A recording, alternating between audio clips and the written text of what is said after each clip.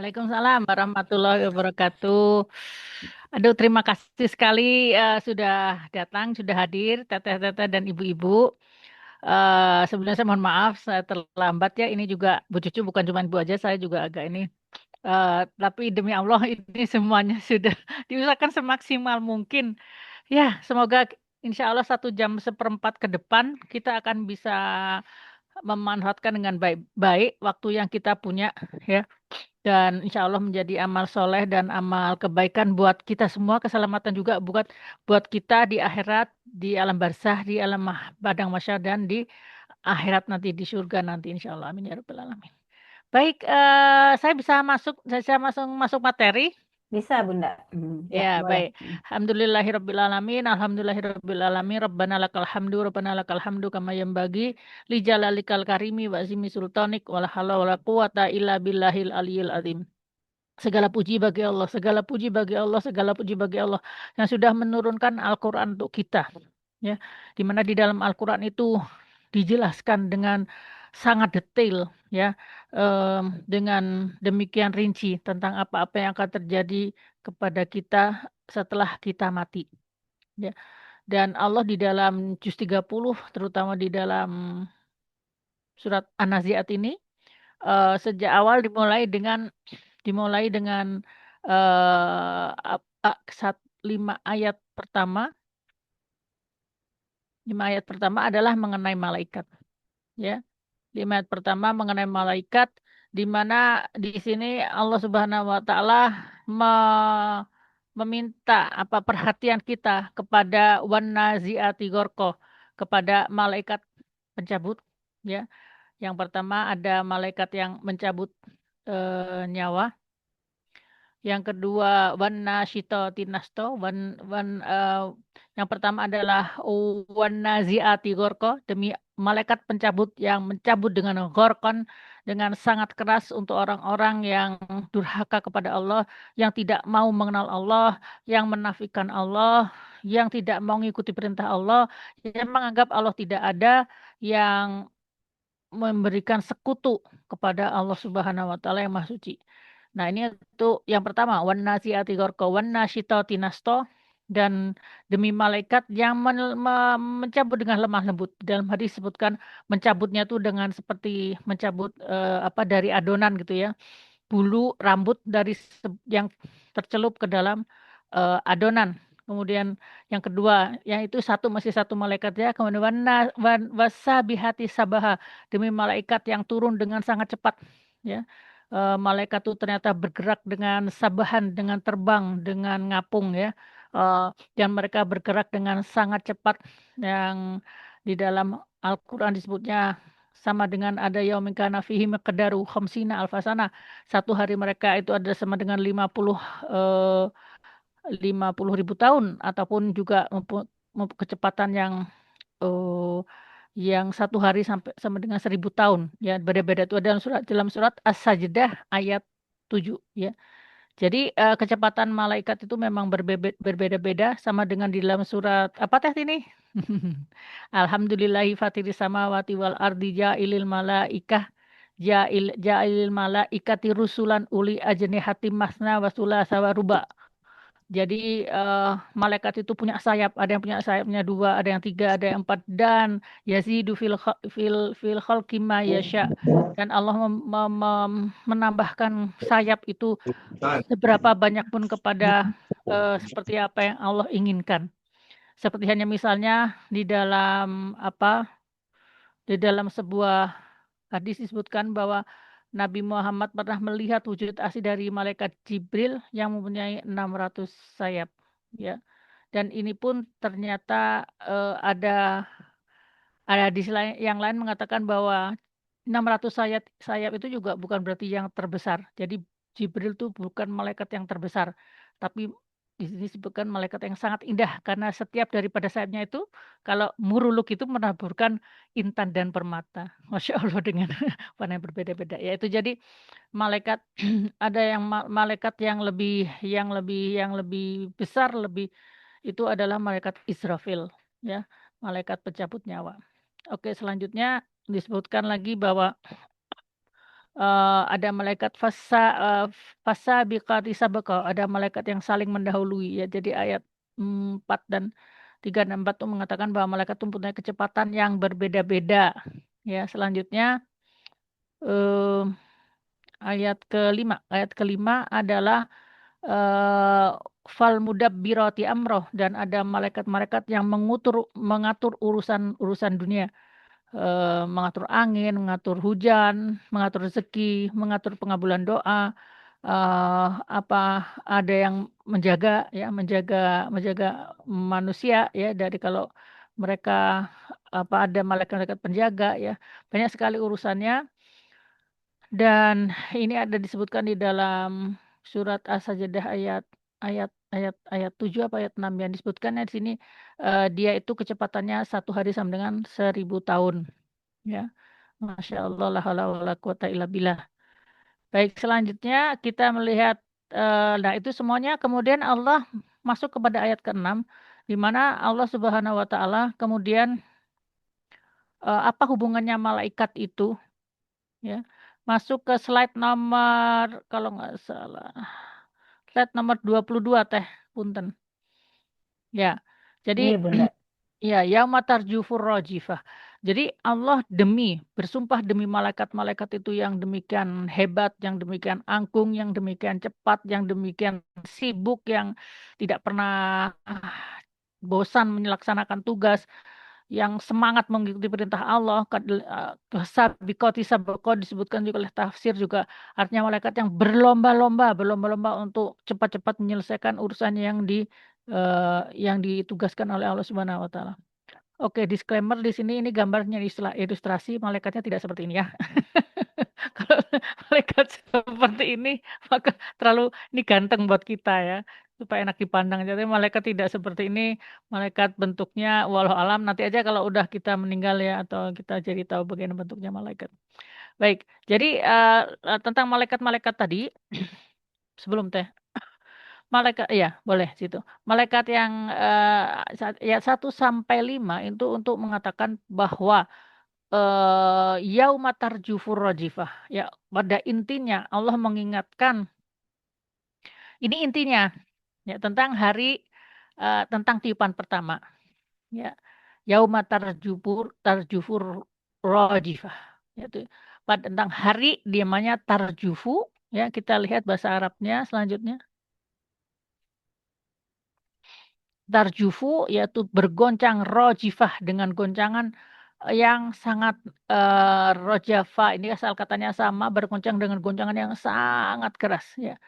Jadi kalau tadi tentang malaikat itu untuk supaya kita tertarik perhatiannya pada mereka dan mempelajari tentang malaikat, tapi inti daripada masalah, maksud daripada message yang mau disampaikan oleh Allah dalam surat An-Nazi'at itu adalah tentang hari akhir, tentang hidup sesudah mati. Apa yang terjadi setelah kehidupan ini.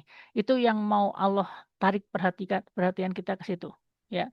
Jadi demi malaikat tadi, maka ingat bahwa ada hari di mana ada terjadi goncangan yang sangat keras, dan pada saat itu maka terjadi kematian dari seluruh makhluk. Seluruh makhluk di dunia ini akan hancur juga, langit dan bumi juga hancur, dan tidak ada yang tersisa dari situ. Dan di dalam disebutkan juga bahwa para malaikat juga akan meninggal ya, akan dicabut nyawanya oleh Israel, dan yang terakhir adalah Israel yang akan mencabut nyawanya sendiri. Baik. Kemudian setelah itu, yauma tarjufur rajifah tatsba'u harradifah. Ya, tatsba'u harradifah. Maka tatba'u setelah yang goncangan tadi yang semua orang mati itu, di tatsba'uha ya, tatsba'u maka ada yang mengikuti dari goncangan yang keras tadi, yaitu rodifah yang mengiringi itu, yaitu tiupan yang pertama. Dalam surat Al-Misbah, dalam tafsir Al-Misbah disebutkan tiupan yang pertama oleh malaikat Israfil itu akan diikuti dengan tiupan yang kedua ya, di mana semua yang mati akan dibangkitkan kembali oleh Allah Subhanahu wa taala ya. Jadi pertama bahwa dunia akan lenyap, ya malaikat Israfil juga eh, dibunuh oleh dimatikan oleh Israel, dan setelah itu dibangunkan lagi ya untuk kemudian meniup sangkakala yang kedua, di mana semua yang mati itu akan dibangkitkan kembali oleh Allah, dibangkitkan sebangkit-bangkitnya oleh Allah Subhanahu wa taala. Baik, jadi maksudnya apa sebetulnya? Eh, Maksudnya begini, jadi di dalam Al-Quran, di dalam message atau apa ya, pesan yang mau disampaikan oleh Al-Quran itu kan sebetulnya secara lengkap ada 6 ya, 6 rukun iman ya.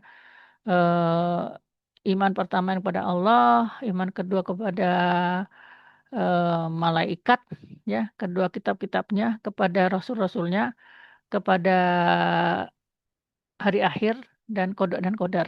Ya. Nah, itu adalah yang lengkapnya gitu ya, versi versi kalau kalau mie bakso komplit gitu ya. Tapi ada juga mie bakso minimalis gitu. Minimalisnya apa?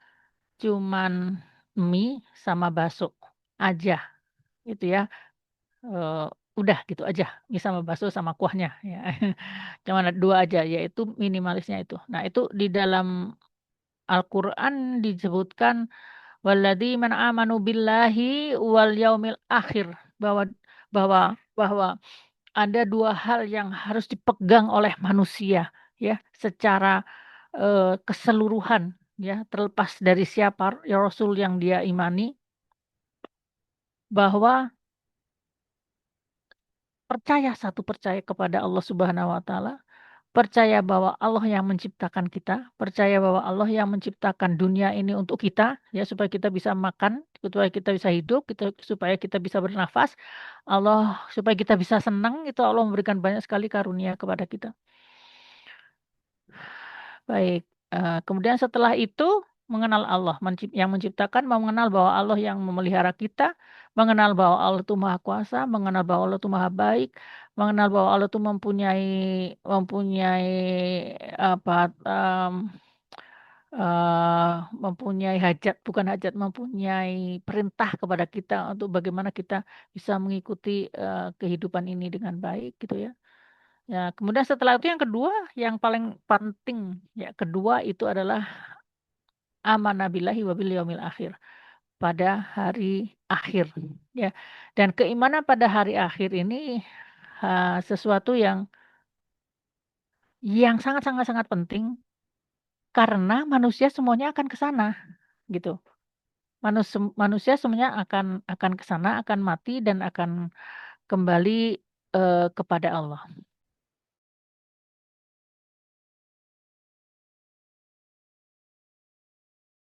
Commute. Oke, jadi keimanan kepada hari hari hari akhir itu penting, dan pentingnya buat siapa? Buat kita. Karena kita kalau nggak dikasih tahu, kita nggak akan pernah tahu. Tidak ada yang bisa tahu bahwa akan ada hari kebangkitan itu kalau tidak diberitahu oleh Allah Subhanahu Wa Taala gitu. Karena apa? Tidak ada manusia yang sudah sampai ke sana. Ya kecuali Rasulullah SAW ya ketika Isra Mi'raj. Tapi manusia kebanyakan tidak tahu bahwa ada hari lain di ujung sana gitu. Jadi sebetulnya keimanan kepada Allah dan hari akhir itu untuk keuntungan kita sendiri, supaya kita prepare gitu. Seperti misalnya kita mau Taika, ayo besok kita ke Jakarta gitu. Baik Bunda, siap-siap ya. Ya, jadi Taika siap-siap ya. Bikin lontong misalnya, ya Taika bisa nggak? Bekalnya bekal lontong misalnya gitu. Apa arem-arem itu loh yang apa lontong isi gitu. Tadi kan nyiapin anaknya mau ikut apa enggak, kemudian nyiapin yang ada di rumah, bersiap-siap dan sehingga besok itu bisa pergi ke Jakarta bersama dengan saya dengan lancar gitu. Ya kan gitu. Kalau misalnya tidak tahu ya, tidak tahu tidak ada tidak tahu kalau mau diajak ke Jakarta, tiba-tiba besok pagi saya ke rumah Taika, kemudian saya ambil Taika, saya bilang, ah Taika, kita pergi ke Jakarta. Taika kira-kira gimana? Kaget nggak? Aduh, duh, duh, duh, duh. Kaget ya, kaget terus kemudian aduh aduh Bunda gimana? Udah pokoknya ujung-ujungnya terjadi penolakan gitu kan. Ya kalau menolak sama saya sih bisa-bisa aja. Kalau menolak kepada Allah gimana? Jadi kita tuh diberitahu tentang keimanan kepada hari akhir itu supaya kita prepare, supaya kita mempersiapkan diri kita pada untuk hari itu, supaya kita tahu we've got a purpose gitu. Kita punya tujuan di dalam kehidupan kita. Kita tuh mau apa sih sebetulnya dalam kehidupan ini gitu?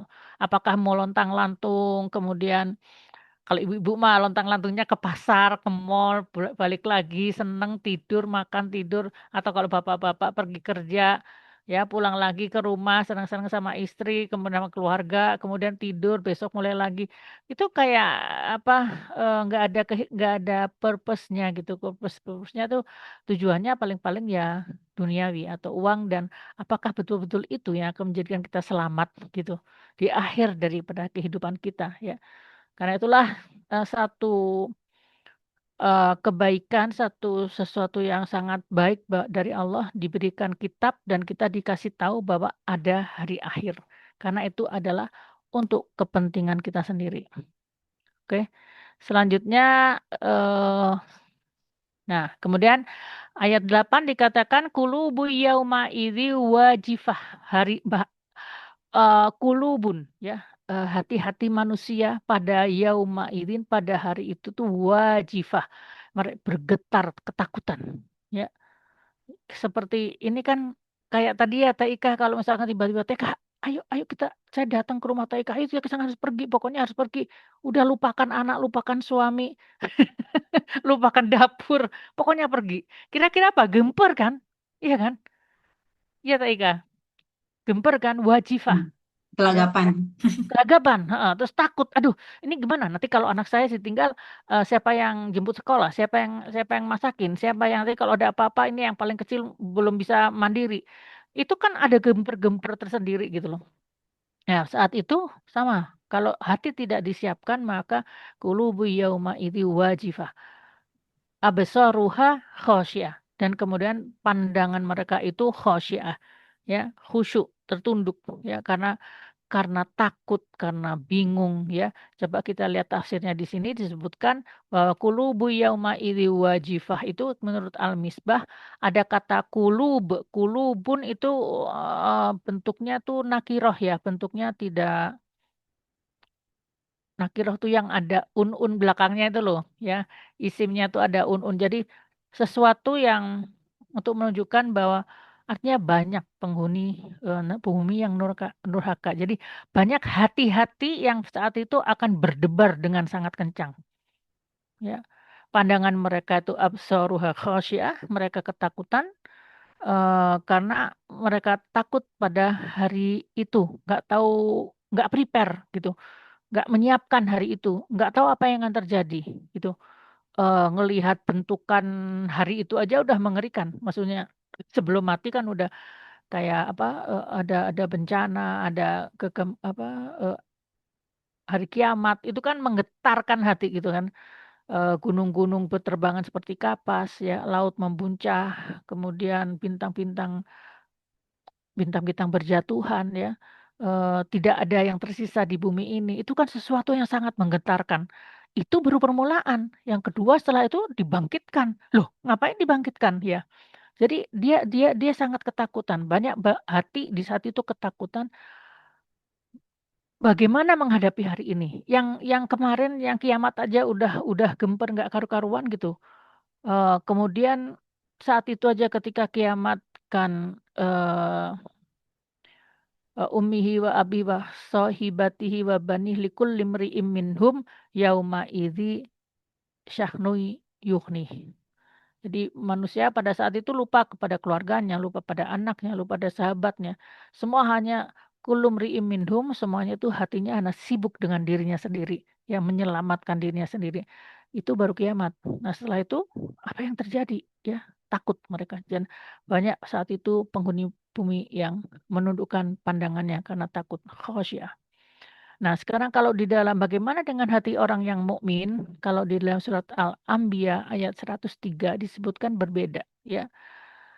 La yahzunuhumul uh, fazaul akbaru. Pada saat itu orang-orang yang mukmin itu tidak disusahkan oleh kedahsyatan yang besar pada hari kiamat, ya. Dan mereka itu eh, disambut, ya, disambut dengan malaikat, inilah yaumukum, inilah harimu, hadza yaumukum, inilah harimu di mana kamu sekalian pernah tuadun, kamu pernah dijanjikan tentang hari ini oleh Allah Subhanahu wa taala. Eh, Kamu sudah membaca kitabnya, ya. Kamu tahu apa janji Allah, kamu mengimaninya, kemudian kamu berjuang keras, kamu berjuang dengan sekuat tenaga untuk bisa melakukan amal-amal soleh. Untuk apa? Untuk mendapatkan janji Allah. Janji Allah yaitu kebaikan di akhirat nanti. Maka disambut ya oleh malaikat, hada yaumukum. Ini harimu. Ini hari yang kamu tunggu, yaitu hari yang selama ini kamu sudah dijanjikan oleh Allah Subhanahu wa taala, ya. Semoga ya Allah kita semua yang ada di sini semuanya menjadi orang-orang yang tidak gentar hatinya ketika di padang mahsyar, dan kita menjadi orang-orang yang ditenangkan hatinya, ya, ayyatuhal nafsul mutmainnah. Kemudian irji ila rabbiki radiyatan mardiyah, kembali kepada Allah dengan keadaan ridho dan diridho oleh Allah, dan disambut oleh malaikat dengan kata hadza yaumukumul ladzi kuntum tu'adun. Kamu inilah harimu. Ya, Masya Allah. Ya Allah, semoga ya kita menjadi orang-orang yang seperti ini, ya. Semoga Allah mudahkan urusan kita di akhirat nanti. Allah mudahkan dan Allah terima kita menjadi hamba-hamba yang diridhoi oleh Allah Subhanahu wa taala. Amin. Oh, aminnya nggak kedengeran ya. Di mute soalnya. Baik. Nah, kemudian kembali pada ayat 10, ini adalah konteksnya adalah ketika orang-orang disebutkan yang tadi, ya, ketika orang kafir itu eh, mendapatkan peringatan tentang yauma tarjufur rajifah tatsba'uhar radifah qulubu yauma idzi wajifah absaruha khasyiah. Ketika mendapat kalimat-kalimat ini, maka orang-orang kafir itu berkata, yaqulun yaquluna inna lamarduduna fil hafirah.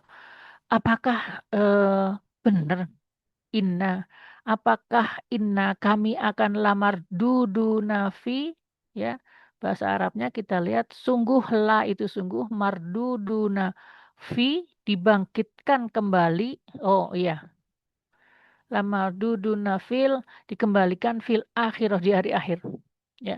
Jadi orang-orang kafir itu menolak ya tentang keniscayaan atau keharusan adanya kemutlakan dari akhir itu, dan mereka mengatakan berulang-ulang, aina lamarduduna fil akhirah. Kenapa buat mereka itu mustahil? Karena menurut mereka tidak logis. Aidza kunna idzaman nakhirah, ya. Aidza kunna, dan sungguh kami sebelumnya adalah sebelum kejadian itu kita adalah idzaman, ya, tulang-tulang yang nakhirah, yang hancur, ya. Kata nakhara itu adalah artinya adalah nakhara itu adalah artinya em, apa namanya? Sebetulnya bunyi bunyi yang dihasilkan kalau dua buah metal digesek, gitu ya. Itu nakhara artinya. Itu kata bendanya nakhoro. Artinya nakhiroh itu artinya tulang-tulangnya itu rapuh gitu. Seperti metal yang digosok itu kan jadi muruluk gitu lah. Jadi debu. Nah itu, lah kita tuh idomannya tuh tulang-tulangnya tuh bukan cuma tulang yang gede-gede gitu, enggak, tapi idoman nakhiroh. Ya, tulang yang sudah jadi hancur, jadi debu. Kemudian kita akan dibangkitkan kembali. Ya, selanjutnya mereka berkata, qalu tilka idzan karratun khasirah. Wah, mereka berkata, ini ngejek ya. Kalau mereka berkata, kalau itu berarti tilka, jadi pembangkitan itu ada idza karratun khasirah, suatu pengembalian, ya, suatu pengembalian atau sesuatu hal yang khasirah, yang merugikan, ya. Jadi mereka ini perkataan mereka itu mengejek. Kita lihat dalam tafsir Al-Misbah selanjutnya. Dalam tafsir Al-Misbah, ini perkataan mereka itu adalah ejekan, ya. Karena kalau misalnya begitu, berarti kalau ada memang hari akhir itu ada, berarti yang prepare siapa? Kaum muslimin kan? Kaum muslimin berarti menang kan? Mereka nggak rugi kan? Berarti kalau misalkan itu hari akhir ada, berarti kita rugi dong. Kita yang rugi. Ya enggak dong, kita tuh bukan orang yang merugi.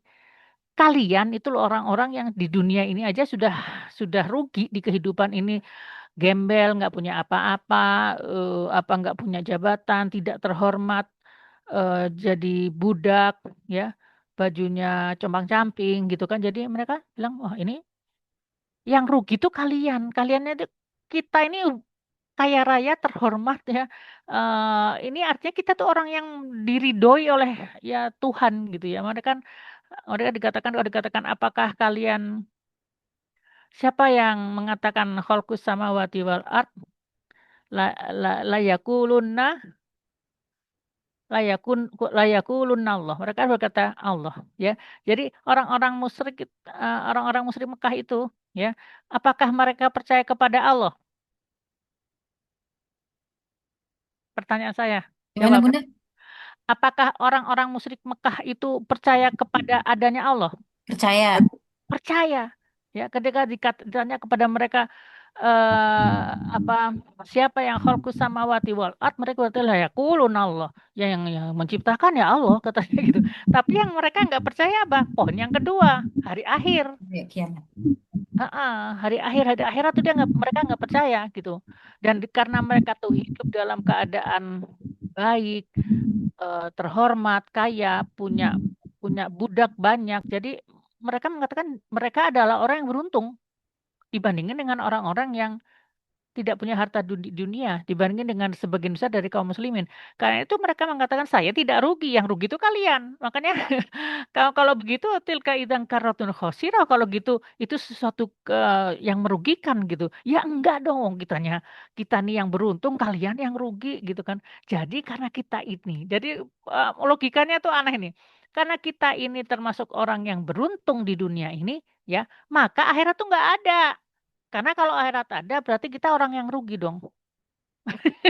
Coba kebayang nggak pola pemikiran mereka itu kacau menurut saya ya. Kacau itu karena apa? Karena demikian dalamnya cinta mereka pada dunia dan mereka tidak mau status itu berubah. Nanti di akhirat kalau kalau mereka tidak melakukan seperti yang dilakukan oleh Rasulullah SAW kan mereka jadi di akhirat nanti jadi rugi. Jadi mereka tidak mau itu karena mereka nggak mau rugi ya akhirat tuh nggak ada katanya gitu. Ya ini pemikiran yang menurut saya agak Denial ya Bunda. denial, heeh. Denial apa kalau kita masih aneh gitu nggak mau ngelihat kenyataan gitu kan, nggak mau ngelihat kenyataan. Ya udah kalau kenyataan itu memang memang demikian ya berarti kenyataan itu salah gitu kan intinya begitu. Agak aneh juga sih orang-orang ini. Oke, selanjutnya ayat 13. Fa inna ma hiya zajratu wahidah, maka pengembalian daripada pengembalian atau kebangkitan itu hia zajaratu ya dengan satu tiupan saja yang wahidan satu tiupan, hanya satu tiupan saja. Jadi batas antara selanjutnya Taika, batas antara kehidupan dunia dengan kehidupan akhirat itu adalah satu tiupan saja, faidahum bisahiroh, maka setelah itu mereka masuk ke dalam suatu sahir, ya. Kalau di dalam ini dibilangnya kehidupan yang baru, ini terjemahan ya saya lihat. Coba kita lihat apa artinya sahir. Next. Ya. Jadi apa namanya tafsir Al-Misbah itu apa saya perhatikan sangat-sangat apa logikanya tuh bisa bisa mudah diterima kalau menurut saya. Jadi di sini fa inna mahiya zajaratu wahida. Kalian tuh denial tadi itu ngeyel gitu ya. Tapi ingat sebetulnya cuma satu. Pada saat itu batasnya ya, batas antara dunia dengan akhirat itu hanya satu suara yang keras ya. Suatu suara yang keras yang suara itu ditujukan kepada semua yang ada di dalam kuburnya masing-masing dan semuanya akan hidup ketika dihidup kembali ketika ada ya zajratu wahidan tadi, ada seruan yang keras itu, maka semua yang ada di dalam kubur alam barzah itu akan hidup kembali dan dimulai dengan faidahum bisahiroh. Maka saat itulah mereka itu ada di asahiroh. Sahiroh itu apa sih? Sahiroh itu artinya sahar. Sahar itu artinya tidak tidak tidur malam, ya. Gadang, Tidak Bun. begadang, tidak tidur malam itu begadang. Jadi sahar itu artinya biasanya seseorang yang ada di padang pasir yang luas itu gak bisa tidur karena takut, gentar segala macam. Kayak mungkin yang udah pernah haji bisa merasakan bahwa ketika ada di apa nama di Arafah, di Musdalifah, ya bermalam di Musdalifah itu begadang loh kita Ika, kalau kalau kita lagi apa haji itu begadang itu ya Pak, siangnya itu di Arafah itu banyak berdoa, setelah itu berjalan ke Musdalifah, ya bermalam di Musdalifah sebentar, kemudian eh, apa namanya melanjutkan aktivitas ke tawaf. Jadi semalaman tuh nggak tidur itu Taika kalau kita haji itu ya. Jadi makanya kalau mau berhaji harus benar-benar staminanya harus dijaga ya supaya bisa menikmati hajinya ya. Baik, jadi kemudian jadi artinya gini. Jadi setelah ada satu jadi Sahiroh itu artinya permukaan bumi atau padang pasir yang sangat luas. Jadi nanti di akhirat itu banyak yang luas gitu loh. Jadi nggak empet-empetan gitu, nggak bangunan-bangunan apa gitu, nggak luas gitu. Jadi setelah adanya satu satu suara yang keras itu, maka tiba-tiba mereka ada di padang mahsyar. Itu maksudnya gitu. Di Sahiro, di padang yang sangat luas yaitu padang mahsyar itu. Oke, kita sampai ayat 14 ya. Berapa menit lagi kita Taika? Iya, sampai 14. Nah, kita sampai di sini. Oke, sekarang kita ada di 14. Baik, sebelum saya hari ini ingin membahas sesuatu yang cukup apa ya buat saya menarik ya, yaitu membahas tentang kehidupan alam barzah ya.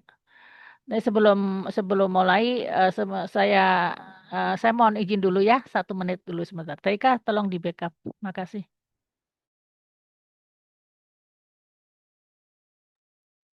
Oh iya.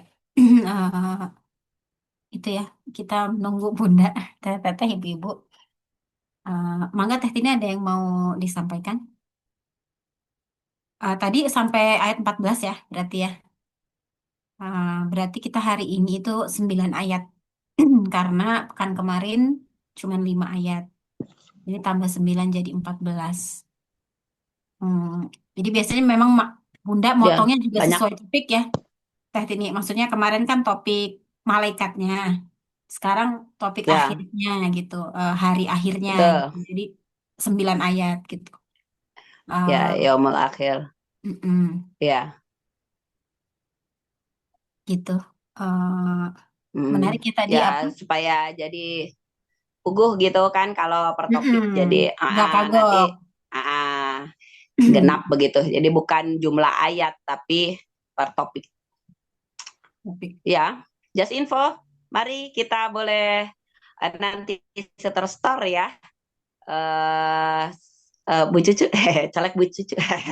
Karena Bu Cucu sudah hafal juz 30, Bu Cucu boleh ya nanti ya request untuk yang sudah hafal, yang mau memulai, mangga Eh, ya untuk meramaikan. Bagi yang sudah, ya hitung-hitung pemantapan sambil menyebar vibe.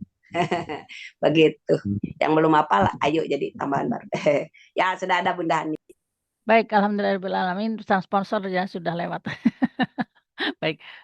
Tadi kita membahas tentang hari akhir ya. Tadi sesi yang sekarang ini Bunda akan memberikan, kebetulan Bunda masuk ke dalam satu akun yang bahas tentang alam barzah gitu ya.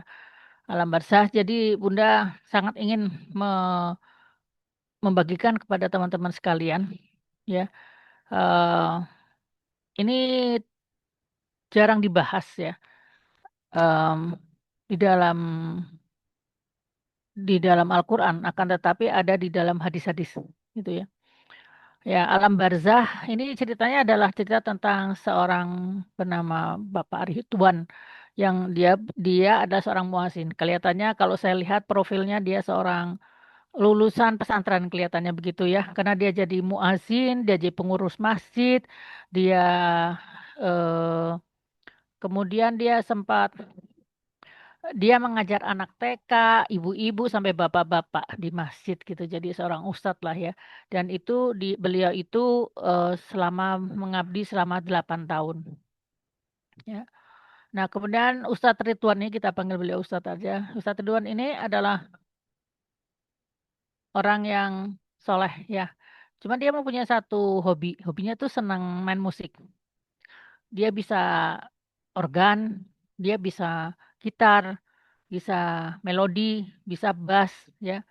Satu aja yang dia nggak bisa tuh seruling katanya gitu ya. Mungkin karena di hadis dikatakan tidak ya, seruling tuh ada beberapa hadis menyangkut tentang seruling.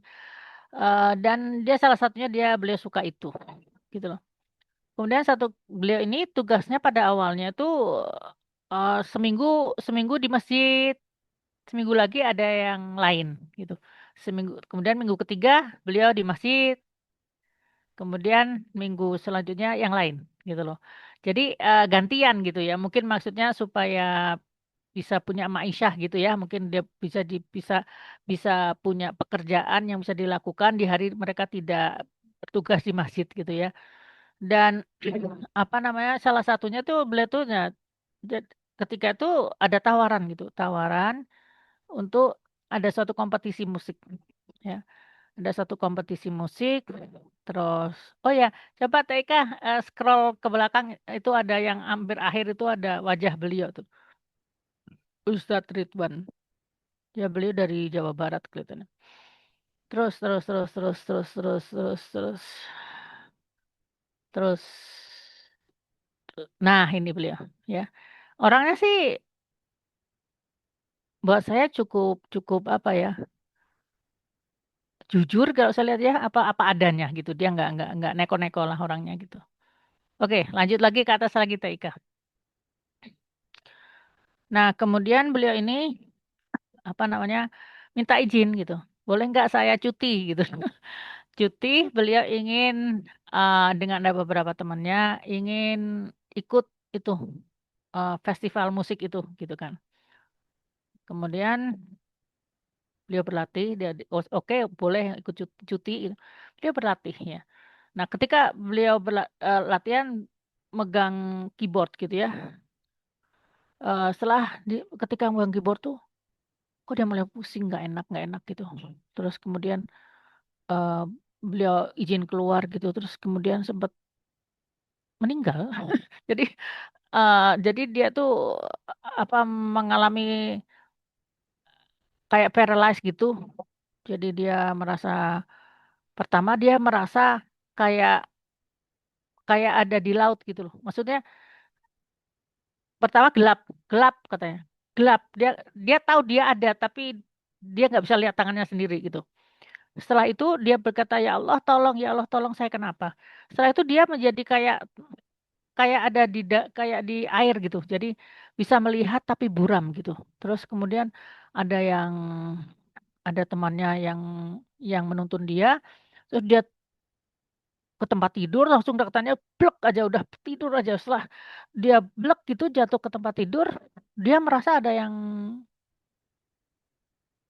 apa namanya eh nadinya mulai nggak ada kata temennya. "Duh, itu kok kedengeran temennya bilang, loh ini kok nggak ada, kok dingin nih, kok gini gitu. Terus dia ngerasa ada yang seakan yang naik gitu, kemudian tak gitu dia ngerasa dari sini tuh hilang gitu, tak gitu. Terus tiba-tiba dia udah ada di tempat lain, dia ketemu dengan seseorang dan dia pikir ini Israel gitu loh. Malaikat pencabut nyawa menurut dia. Jadi gini, dari orang yang ada di alam sana itu mereka berkomunikasinya kan tidak pakai kata-kata. Ya, berkomunikasinya itu telepati. Jadi pokoknya tahu aja apa yang dimaksudnya itu tahu gitu. Jadi makanya beliau juga berkata, saya yakin itu Israel, itu malaikat mencabut nyawa saya katanya gitu. Dan ternyata dia itu kalau disebutnya tuh beliau tuh mati 4 jam. Ya, mati surinya tuh selama 4 jam. Tapi beliau merasanya di alam barzah itu bertahun-tahun. Ini kan seperti yang kita ketahui dari beberapa hadis juga bahwa akhirat itu memang lebih lama daripada dunia ini gitu. Ya, baik. Jadi ketika awal-awalnya dia selalu didampingi oleh malaikat itu ya, sampai selalu ada yang mendampingi dia lah. Kemudian malaikat ini menceritakan ini apa gitu ya, dia ini maksudnya apa gitu, kayak guide gitu ya. Baik, kemudian setelah itu dia masih dibawa ke sebuah taman. Taman padang Pak, ini seperti mirip, dia seperti cerita dia, field of flower gitu. Jadi bukan taman ya, padang padang padang bunga gitu. Bunganya itu sedengkul katanya gitu. Bunganya tuh seger, cantik, indah gitu. Dan nggak ada satu bunga pun yang layu. Nggak ada satu daun pun yang layu. Nggak ada sampah. Semuanya bersih sekali. Ya, tidak ada binatang. Tidak ada eh, tidak ada binatang. Ya. Kemudian beliau lihat semuanya tuh mirip dengan kehidupan dunia. Alam barzah itu mirip dengan kehidupan dunia, tapi tidak ada matahari. Ada seperti siang, ada seperti malam, ada seperti hujan, tapi nggak ada matahari, gitu ya. Suasananya kayak antara senja dan malam, kayak gitu aja, atau pagi jam 10 gitu, terus sore terus malam kayak gitu, ya. Waktu di sana lama, kata dia merasa di sana tuh bertahun-tahun, katanya gitu. Di sana tidak ada uang, tidak ada sampah, tidak ada binatang. Manusia tuh wujudnya sama seperti manusia di dunia. Umurnya sama ketika mereka meninggal. Beda dengan di akhirat, itu umurnya mereka 33 tahun semua ya, ahli surga itu. Tapi kalau ini enggak, umurnya sama dengan ketika meninggal. Wujudnya sempurna. Kalau misalkan yang eh, mm, tangannya pernah sakit, misalkan amputasi atau kecelakaan atau apa, itu kembali sempurna. Ya, kalau misalnya ada yang cacat di matanya, tidak bisa melihat, itu jadi bisa melihat. Ya, pokoknya jadi makhluk yang sempurna di situ. Selanjutnya,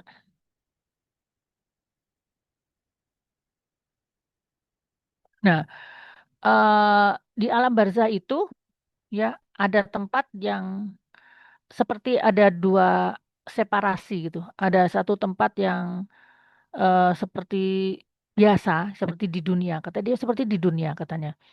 Ada masjid, ya ada masjid, ada yang sholat, ada yang baca Quran, ya.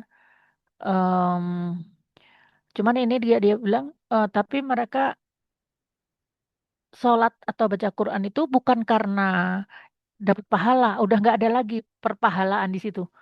Tapi sudah menjadi sesuatu yang menyenangkan untuk mereka, gitu. Eh, Seperti ini korelasinya sama dengan hadis Isra Mi'raj ya, yang Nabi Isa itu ketika ditemui oleh Rasulullah SAW sedang sholat. Nabi Musa alaihissalam. Jadi di sana di alam barzah itu ada yang beribadah, tapi ibadah itu tidak menimbulkan pahala, tapi hanya menjadi sebuah kesukaan. Jadi kalau misalkan mungkin kalau Teh Tini bisa murojaah ya di sana Teh Tini ya, atau yang suka membaca ya, jadi baca Quran gitu. Ada juga yang tidur ya. Kehidupannya persis sama aja dengan kehidupan di dunia katanya gitu. Nah, kemudian ada tempatnya kehidupan yang seperti di dunia, lalu ada bagian lain yang berbeda gitu. Itu nggak campur gitu, ada tempat siksaan. Dan tempat siksaan itu dipisah dari tempat ini ya, dari tempat eh, yang seperti di dunia itu ya. Nah, kemudian Ustadz Ridwan ini bertemu dengan orang-orang yang sudah meninggal. Dia pernah bertemu dengan temannya yang sudah meninggal terdahulu gitu kan.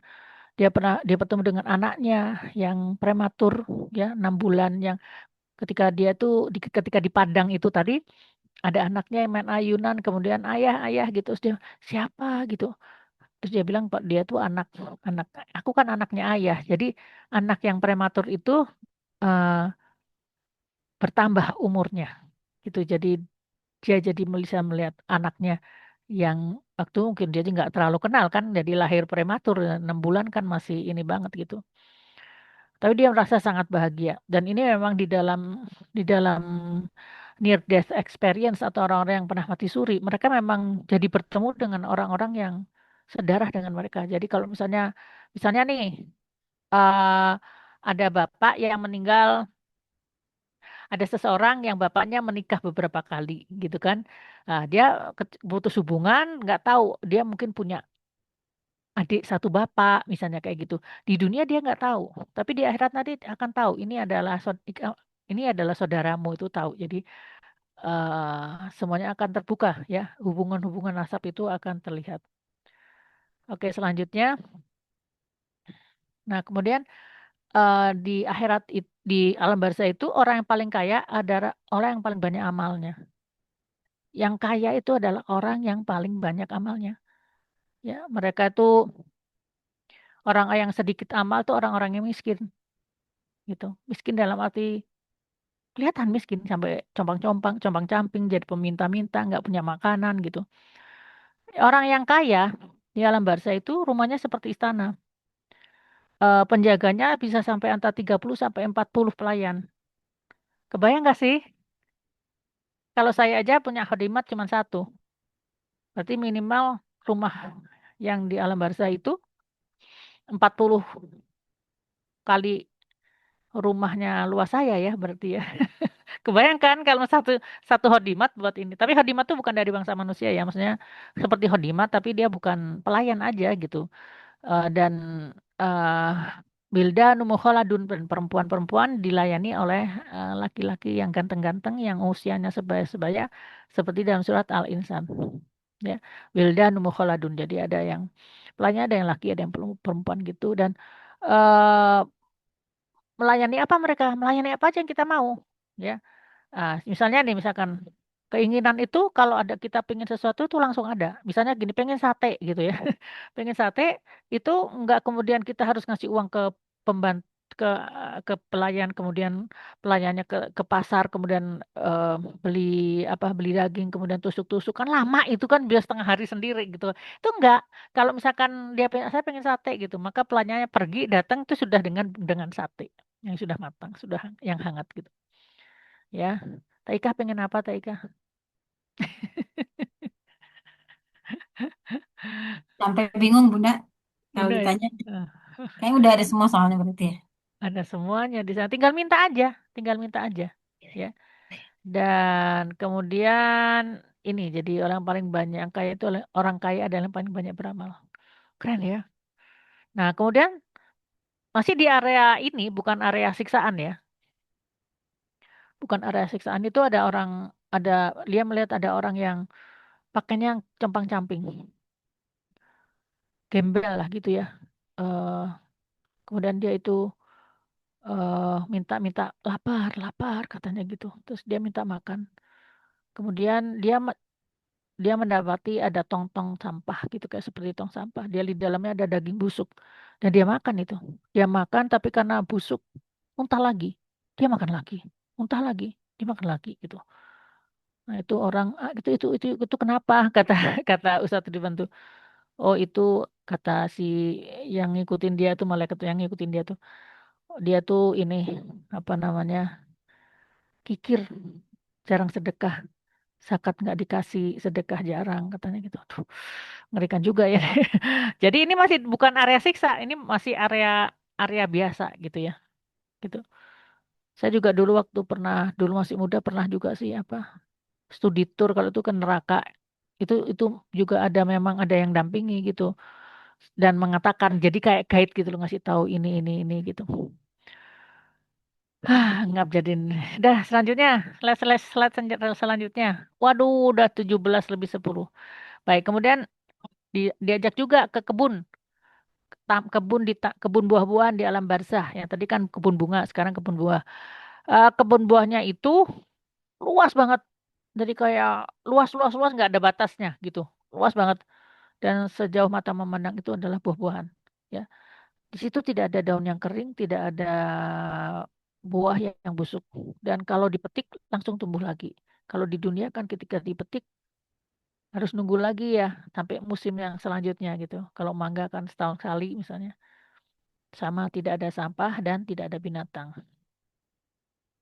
Tidak ada tukang kebun juga katanya gitu. Oke, selanjutnya.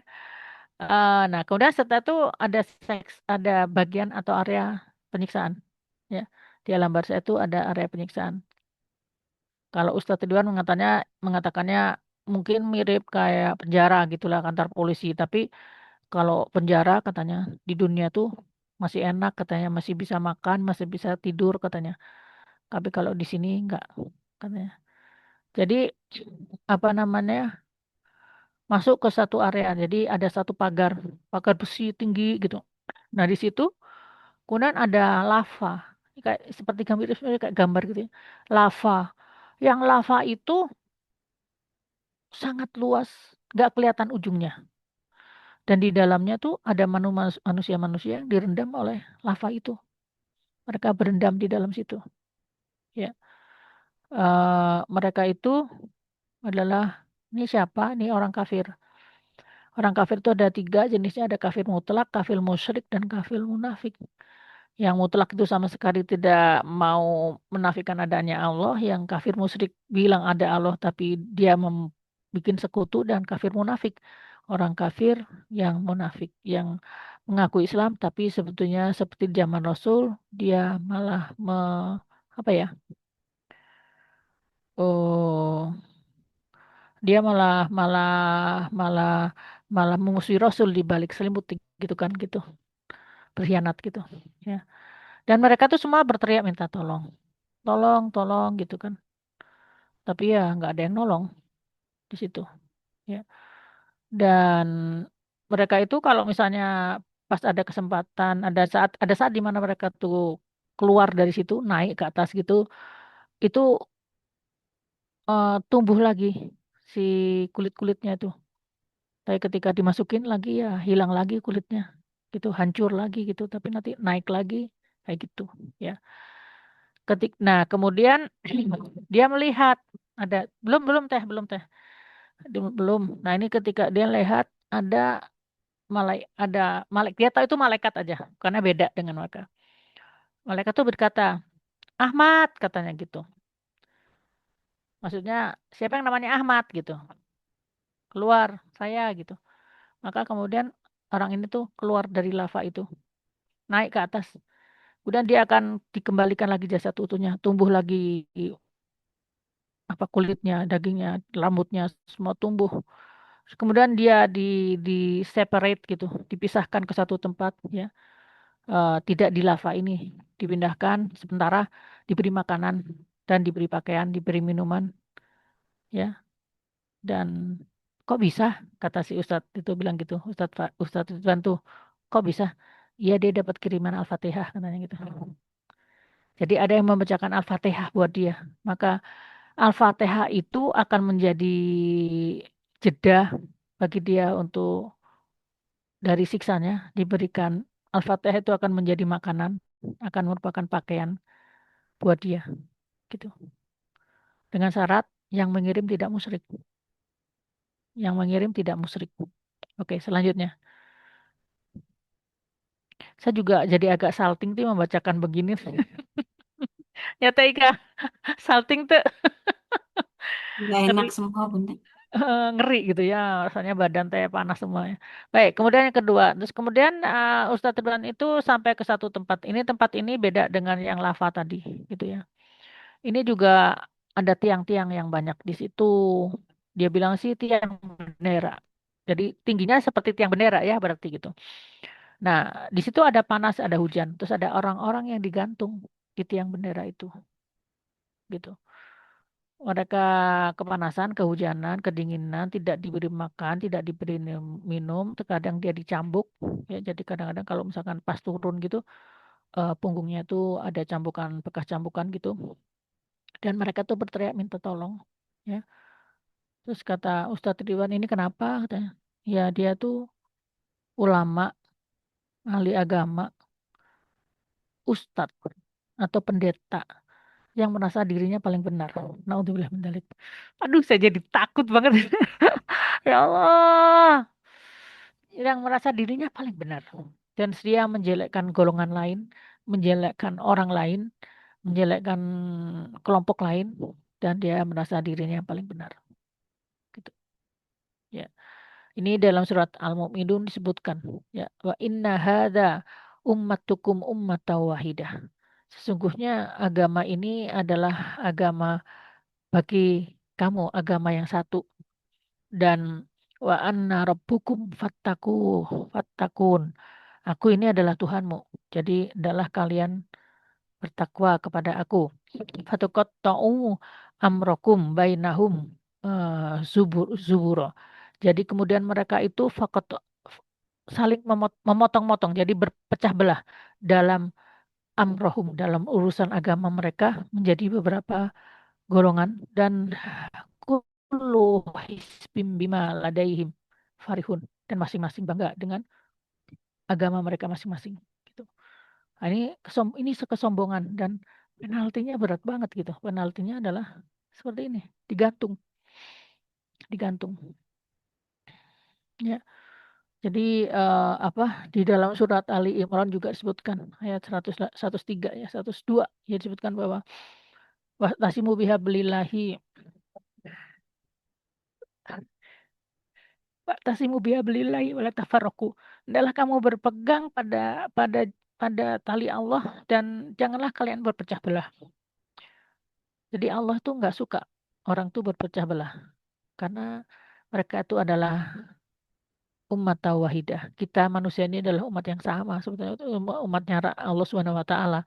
Dan Allah bisa aja menjadikan kita sama, tapi Allah tidak menjadikan kita sama. Jadi itulah menjadi ujian bagi kita supaya kita tidak sombong dan kita adalah sama seperti manusia yang lain. Tidak tidak ada satupun yang mulia selain orang-orang yang bertakwa kepada Allah Subhanahu wa taala. Kedudukan manusia tidak ditentukan oleh berapa banyak ilmunya, tidak ditentukan oleh berapa banyak hartanya, berapa banyak pengikutnya, berapa keras suaranya. Kan tetapi yang ada dinilai oleh Allah itu adalah ketakwaannya. Oke, pindah slide teh. Aku aku mau pingsan. Masya Allah. Kemudian, baik, kembali lagi masuk pada lokasi penyiksaan yang lain. Lokasinya tuh gelap gulita. Lapangannya sangat luas. Jadi di sana tuh pokoknya tempatnya tuh luas, luas, luas gitu deh. Sini juga sama. Seperti lapangan tapi sangat luas gitu. Dan dia melihat banyak api unggun. Asalnya Ustadz Iwan nggak tahu apa itu. Maka ketika dia dekatin, ternyata itu adalah yang jadi, biasanya api unggun itu kan dari kayu, ya kan? Tapi ini enggak, ini tuh manusia. Yang jadi manusianya tuh jadi misalkan api unggun ini manusianya gini, gini, gini, gini, gini, gini gitu. Jadi kayunya gitu, dan mereka itu dibakar, ya. Kan seperti dalam Al-Qur'an disebutkan bahwa innalladzina kafaru lan tughniya anhum amwaluhum wala auladuhum minallahi syai'a wa ulaika waqudun nar. Mereka itu adalah orang-orang yang kafir, ya. Itu harta benda dan anak mereka tidak dapat menolak siksa dari Allah, dan mereka itu adalah bahan bakar api neraka. Jadi ini mereka tuh ya jadi bahan bakar api neraka aja, dan mereka tuh kayak kalau ketika dideketin tuh badannya tuh ngeluarin api gitu. Nafasnya tuh api. Dari matanya keluar api, yang bola mata yang meletus itu api, mulutnya api, duburnya keluar api, ya. Jadi kayak ya gitulah, kayak naudzubillah min dzalik, ya. Jadi dan tidak ada yang menolong melepaskan diri dari siksa itu.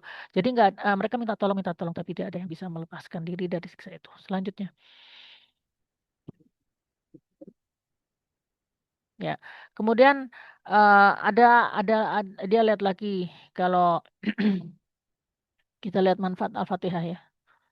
Ada seorang laki-laki yang diam aja, compang-camping, nggak punya apa-apa. Dia hanya memanggil-manggil anaknya. Dia minta anaknya mengirimkan doa buat dia. Jadi bacaan Al-Fatihah atau bacaan Quran itu bermanfaat untuk penghuni alam barzah. Ya. Bacaan Al-Fatihah itu di sana bisa it- ditransfer menjadi bentuknya berhentinya siksa, berupa makanan, minuman, atau berupa pakaian, atau berupa cahaya, atau berupa sesuatu yang menyenangkan buat penghuni alam kubur itu. Ya. Dan ini ada pengalaman juga Pak Ridwan itu bertemu dengan buyutnya. Jadi kakek buyutnya gitu. Yang dulu seorang ulama juga, seorang ustadz gitu. Dan dia buyutnya tuh digantung gitu loh. Buyutnya tuh digantung. Nah kan beliau tuh juga nggak kenal sama buyutnya sebetulnya kan. Buyut itu kan udah jauh ya. Tapi ya dia tahu aja gitu. Atau entah dikasih tahu atau gimana. Ya dia tahu itu buyutnya gitu kan. Dan kemudian minta tolong buyutnya. Tolong, tolong. Kemudian beliau membacakan Al-Fatihah. Bacakan Al-Fatihah, Al-Fatihah, Al-Fatihah. Kemudian akhirnya diturunkanlah buyutnya itu dari tiang gantungan. Dan punggungnya ada bekas-bekas cambukan gitu. Ya, oke selanjutnya. Nah, kemudian setelah mati suri, baik dia itu kemudian bangun kan. Episodenya berubah lagi. Dia udah bangun 4 jam, tapi dia ngerasa bertahun-tahun.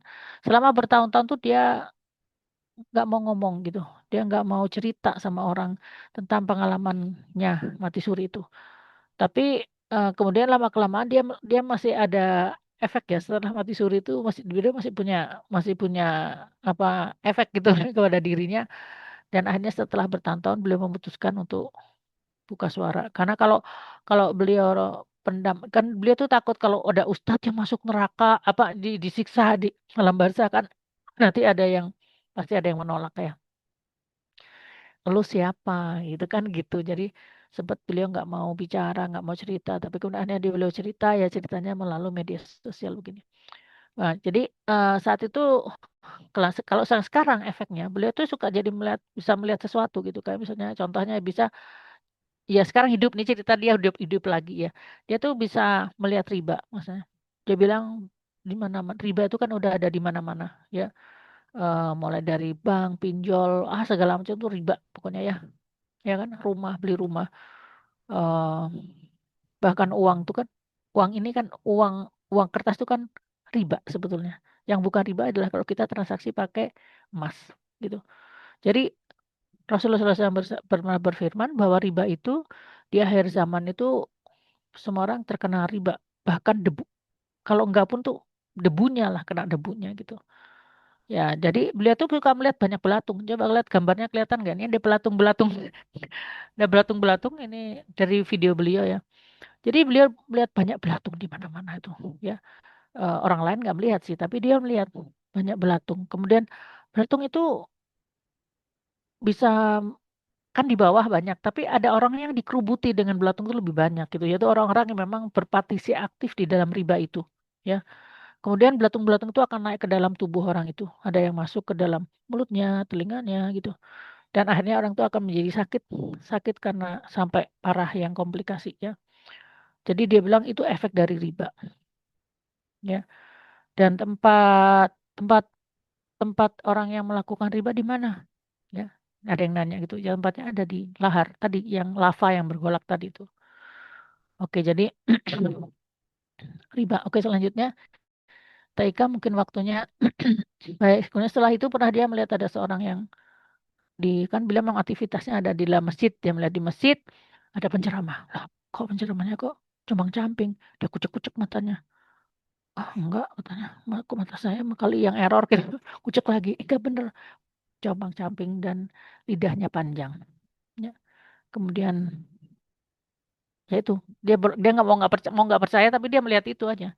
Jadi kalau ini kan kalau dia mengatakan panjang lidah itu artinya dia merasa paling benar gitu. Dan yang compang-camping itu miskin. Kalau yang miskin ini pendapat saya miskin karena ya mungkin dia mencari meminta-minta mencari nafkah dengan kata-katanya itu gitu. Jadi berdakwah itu untuk mendapatkan keuntungan. Jadi dia tuh orang yang meminta. Jadi dia miskin. Gitu. Naudzubillah min dzalik. Selanjutnya, satu slide lagi. Baik, jadi ini pesan dari Ustadz Ridwan. Beliau punya channel di YouTube namanya Pesan di Balik Misteri. Ya, dia punya pesan. Dia punya pesan buat kita. Jadi ingatlah Allah dimanapun berada. Kalau kita cinta Allah, panggillah Allah dengan ayat-ayat Quran, dengan Al-Ikhlas, dengan Al-Fatihah, katanya gitu. Banyak-banyak berzikir kepada Allah. Karena itulah yang menjadi penyelamat kita nanti.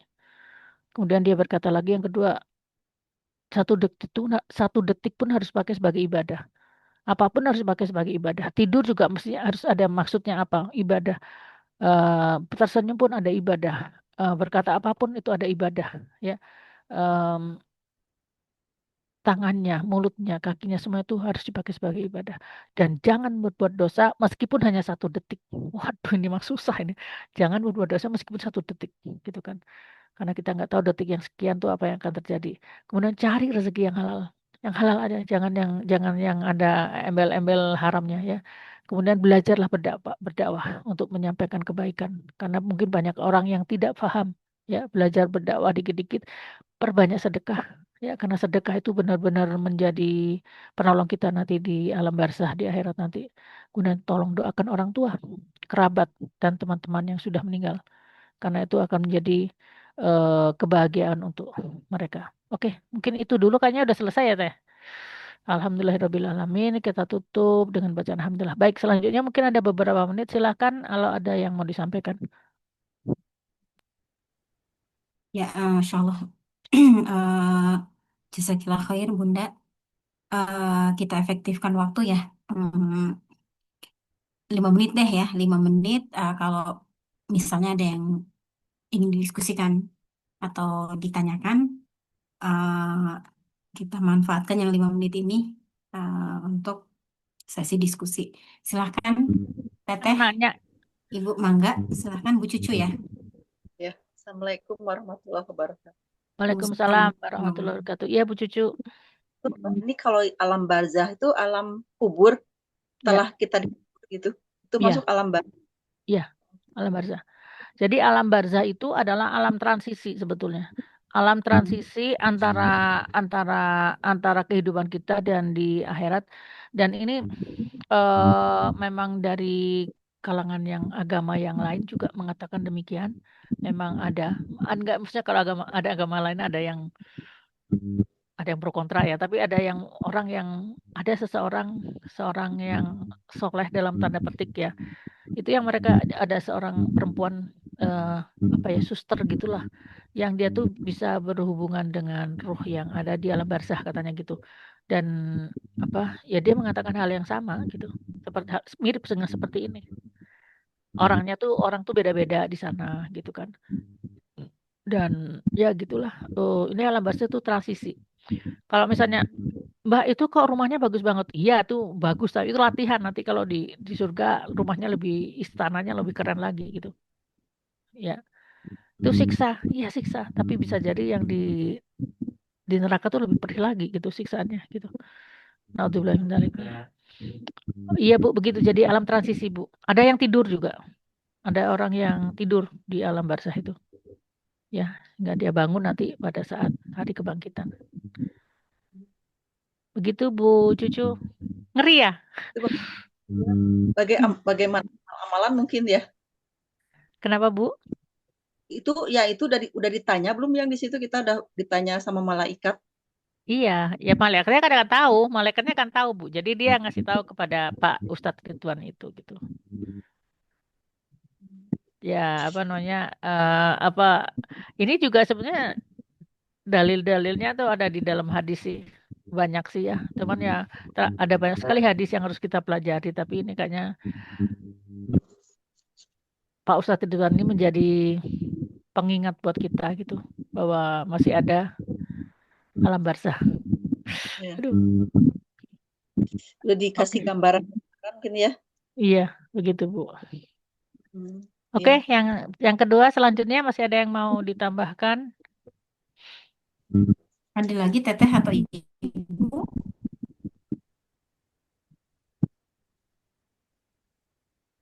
Ini semuanya terpana ya kayaknya, takut. Ini ada Teh Rina, Bu Dewi ya, Ayo, ayo, Bu ayo, mangga, Hani, mangga. Bu Yanti, Bu Eti, silahkan. Bu Vila ada. Teh Marina, Teh Widya. Kita punya hanya tinggal 2 menit lagi. Iya Bu Yanti jadi takut, saya juga takut. Saya juga takut banget. Saya takut banget. Oke, mungkin udah Ya, tinggal 2-3 menit. Silakan mau Teh Ika atau Teh Tini yang memberikan masukan. Teh Tini. Mangga Teh Tini silahkan. Ya, saya berterima kasih atas paparan ini. Ya, doa aja. Semoga Allah memberuntungkan kita eh, memberi nikmat beriman, berislam, dan semoga kita diberuntungkan Allah selalu selamanya. Amin. Ya, amin. Amin. Saya juga melo banget loh ini. Saya juga eh, ngeri saya. Oke, dari Taika coba kata penutupnya gimana Taika? Apa yang tadi Taika pelajari dari hari ini? Ya Bunda, ya harusnya kita ini ya apa? Maksudnya tidak semua orang gitu ya memiliki kesempatan untuk mengetahui ini gitu, berbagi tentang ini. Jadi itu karunia gitu ya dari Allah yang tidak boleh kita sia-siakan gitu. Maksudnya berarti Allah menyuruh kita untuk bersiap lebih baik, Ya, lebih banyak gitu. Itu sih Bunda, Masya Allah. iya betul. Betul, betul, betul. Harus persiapan. Dan juga minta pertolongan kepada Allah. Makanya harus banyak komunikasi sama Allah. Kalau ada yang ragu, tanya sama Allah. Ya Allah, ini benar apa enggak? Kalau ada yang enggak enak, ya Allah istighfar. Kalau ada, pokoknya banyak-banyaklah komunikasi sama Allah. Kalau ada yang sulit, ya Allah saya sulit, tolong saya dibantu. Kalau ada yang galau, ya Allah saya galau, saya nggak ngerti kenapa, saya minta dibantu. Begitulah. Jadi jadikan Allah tuh ada di dalam ingatan kita sehingga Allah tuh tidak melupakan kita nanti di hari-hari yang sulit itu. Ya, Amin, Allahumma amin. ya, Cukup ya Bunda. cukup. Ya. Ya. Terima Terima kasih kasih. teman-teman atas kehadirannya. Insya Allah kita bertemu di pembahasan An-Nasihat yang akan datang. Saya mohon maaf lahir batin. Semoga Allah selalu memaafkan kita semua. Semoga kita dimudahkan segala urusan. Semoga kita menjadi orang-orang yang disayang Allah, diberikan petunjuk dan selamat di akhirat nanti. Amin ya Allah rabbal alamin. Assalamualaikum. Ya, Robbal Alamin. Waalaikumsalam warahmatullahi wabarakatuh. Makasih Bunda Hani, jadi kasih Ron. Ya, terima kasih Bunda ya. Alhamdulillah. Mudah-mudahan ada banyak yang bisa kita jadikan bekal, insya Allah, memotivasi kita untuk terus istiqomah ya, insya Allah. Hatur nuhun kepada Ibu Teteh semua yang sudah hadir. Saya juga mohon maaf lahir batin jika ada kesalahan. Kita tutup dulu ya sama-sama dengan membaca hamdalah. Alhamdulillahirabbil alamin. Subhanakallahumma wa bihamdika asyhadu an la ilaha illa anta astaghfiruka wa atubu ilaik. Mangga ibu-ibu selamat siap-siap sholat maghrib. Assalamualaikum. Saya akhiri dengan Assalamualaikum warahmatullahi wabarakatuh. Waalaikumsalam warahmatullahi wabarakatuh. Atur nuhun Insya Allah, teh. kami Ya Bu Ron, Villa. Kita jumpa lagi insya Allah pekan depan. Ya, ya Teh Nini, Allah. Teh Inai, Bu Villa. Izin akhiri Zoom-nya ya, Teh Tini. Hatur nuhun, Teh Tini. Satu nuhun sama-sami. Assalamualaikum. Jazakallah khair. Waalaikumsalam.